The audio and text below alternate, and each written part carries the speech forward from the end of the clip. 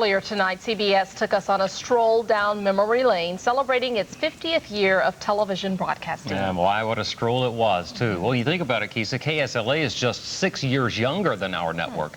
And the technological advances we've experienced have mirrored the growth in the industry and the Arklatex.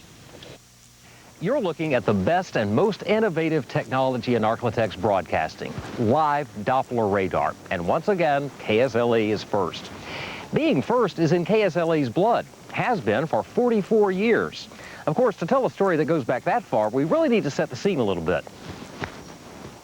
Yeah, that's better. This is how it was on January the 1st, 1954, the day KSLA first brought TV to Shreveport.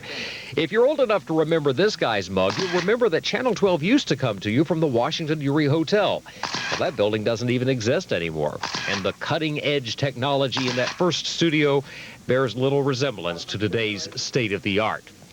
Back then, there were no satellite dishes to control, no sky cams to manipulate, and no colors to worry about. We could do live remotes in the early days, but they took more than a day to set up, and longer than that to talk the cameraman into wearing the costume. Going live in a newscast back then meant that Donovan was really there in the studio, live, narrating film, not tape, shot hours, not minutes earlier.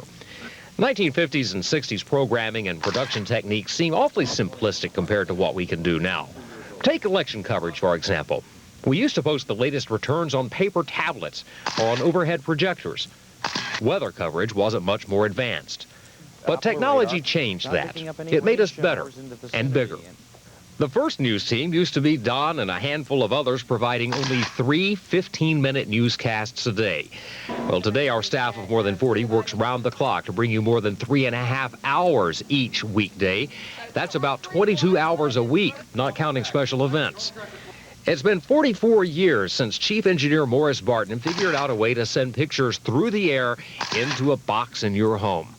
That was gee whiz stuff in the 1950s, just as our multiple sky cams and live Doppler radar prove that we're still on the cutting edge and out front in 1998. Wipe to set. It's been a heck of a ride for the past 44 years, and we look forward to another 44 yet to come. Bob?